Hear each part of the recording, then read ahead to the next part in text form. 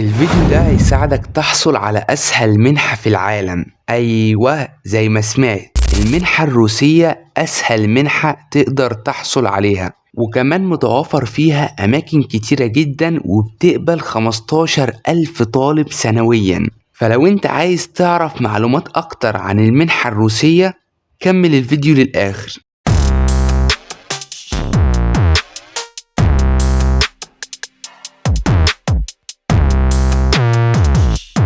عايزك تكون عارف ان المنحة الروسية زي اي منحة ليها مميزات وكمان ليها عيوب، ولكن مميزات المنحة الروسية اكتر من عيوبها، وسهل جدا انك تقدر تحصل على المنحة دي. المهم خلينا نتعرف اكتر عن المنحة. انت طبعا هيدور في دماغك سؤال دلوقتي، وهو ما هي المنحة الروسية؟ عايز اقول لحضراتكم ان المنحة الروسية بدون مبالغة اسهل منحة انت تقدر تحصل عليها. وعايز اقول لحضراتكم ان دولة روسيا تصنيفها الخامس عالميا في جودة التعليم، يعني احسن خامس دولة في العالم من حيث التعليم هي روسيا. وكمان هي بلد جميلة جدا، والعيشة فيها مش صعبة، بل بالعكس سهلة جدا. تاني سؤال معانا وهو ما هي مميزات المنحة؟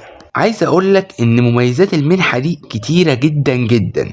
اول ميزة معانا وهي ان المنحة دي بتوفر لك مصاريف الدراسة كاملة، ما بتدفعش اي حاجة.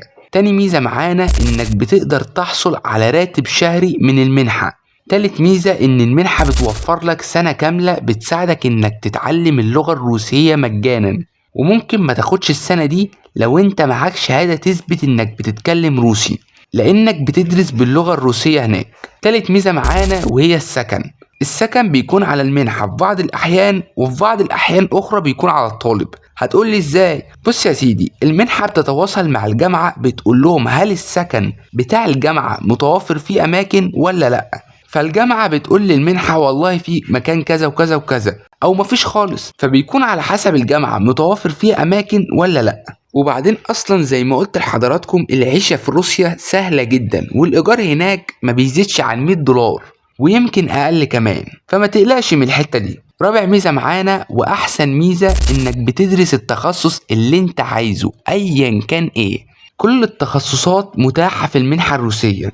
اصلا الميزة دي لوحدها كافية انها تشجعك تقدم في المنحة. خامس ميزة معانا وهي ان المنحة الروسية بتقبل الطلاب من جميع دول العالم، حتى لو انت عايش في روسيا تقدر تقدم على المنحة دي عادي. سادس ميزة معانا وهي لا تشترط سن معين. المنحة مش مشترطة سن معين، قدم هتتقبل عادي مهما كان عمرك ايه. سابع ميزة معانا وهي اهم ميزة في المنحة الروسية، انها لا تشترط مجموع معين، مهما كان مجموعك ايه تقدر تقدم على المنحة عادي. واعتقد ان الميزة دي تثبت لك ان المنحة الروسية زي ما قلت لك القبول فيها سهل جدا فوق مما تتخيل. تامن ميزة معانا والأخيرة وهي إن المنحة الروسية بتقبل الطلاب الخريجين من جميع المدارس والمعاهد، إن كان ثانوي عام أو أزهر أو فني أو صناعي، بتقبل كل الطلاب. وبكده تكون أنت اتأكدت فعلا إنها أسهل منحة في العالم. بالنسبة لتالت سؤال معانا وهو ما هي عيوب المنحة الروسية؟ أكيد زي ما أنت عارف إن كل حاجة في الدنيا ليها مميزات وليها عيوب. وفي نصيحة مهمة جدا علشان ما تحبطش طالما انت وصلت معايا في الفيديو لحد النقطة دي، لازم تستنى لآخر الفيديو، علشان آخر سؤال في الفيديو هيعرفك فعلا هل المنحة تستاهل انك تقدم عليها ولا لا. المهم، عيوب المنحة من وجهة الشخص اللي كان فاكرها منحة ممولة بالكامل. اول حاجة معانا تأشيرة السفر بتكون على الشخص المقبول في المنحة، ايوه انت اللي بتدفع حسابها. تاني حاجة السكن. المنحة زي ما قلت لك بتتواصل مع الجامعة اللي انت مقدم عليها، وبيسألوهم لو في اماكن فاضية في سكن الجامعة ولا لا. ولو في اماكن فاضية فانت بتسكن مجانا في السكن بتاع الجامعة، ما بتدفعش حاجة. ولو مفيش اماكن في الجامعة بتسكن على حسابك انت. وبعدين اصلا المنحة بتديك راتب شهري يتراوح ما بين 30 ل $50 شهريا. والسكن في روسيا زي ما قلت لك رخيص جدا، فانت ممكن تمشي حالك في اي حتة جنب الجامعة عادي. ونصيحة للناس اللي اتضايقت من الكلام اللي فات، لو كملت الفيديو زي ما قلت لك هتعرف قد ايه ان كل الكلام اللي انت شايفه عيوب ده، هتعرف ان انت مخطئ جدا في التفكير في الكلام ده بالطريقة دي. المهم مش عايزين نستعجل الاحداث. بالنسبة للرابع محور معانا في الحلقة وهو ما هي شروط المنحة. عايز اقولك ان دي اقل منحة في العالم بتحدد شروط للطالب. اول شرط معانا وهو جواز السفر، ما ينفعش تقدم على المنحة الروسية بالبطاقة الشخصية ولا بشهادة الميلاد، لازم جواز السفر. تاني شرط معانا وهو صورة بيضاء واضحة للطالب. تالت شرط والاخير بيان درجاتك وشهادة تثبت انتهائك من المرحلة الثانوية. وعايز اقولك ان المنحة الروسية بتقدر تدرس فيها بكالوريوس وماجستير ودكتوراه في اي مجال انت عايزه. وعلشان لو حد خلص كلية وعايز ياخد ماجستير في مجاله يقدر يقدم عادي، والدكتوراه برضو نفس الموضوع. وبالنسبة للناس اللي بتسأل يعني ايه بكالوريوس، يعني هتدرس جامعة، المرحلة الجامعية يعني. بالنسبة لخامس سؤال معانا وهو هل المنحة تستحق ان نقدم عليها ولا لا؟ قبل ما اجاوبك على السؤال هقولك اسأل الطلاب اللي ما قدروش يدخلوا التخصص اللي هم عايزينه في بلدهم، اللي التنسيق معاهم وقف على نص درجة او ربع درجة.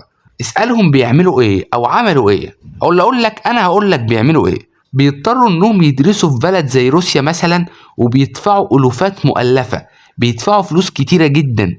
انا بقولك على الناس اللي عندهم المقدرة انهم يدفعوا الفلوس دي. علشان كده قولا واحدا المنحة تستحق جدا جدا انك تقدم لها. اصلا المنحة شايلة عنك كل مصاريف الدراسة، مصاريف الدراسة دي تتعدى ألوفات الدولارات، فده لوحده كافي يخليك تقدم على المنحة. وبعدين دول كام ألف بس اللي انت هتدفعهم في التأشيرة، مش موضوع. المنحة بتشيل عنك حمل كبير جدا جدا في الدراسة.